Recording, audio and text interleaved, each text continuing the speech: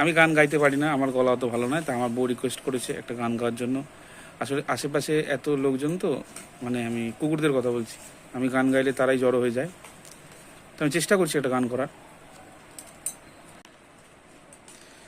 আমার আগুনের ছাই জমে জমে কত পাহাড় হয়ে যায়, আমার ফাগুনের দিন গনে গনে আর উধাও হয়ে যায়।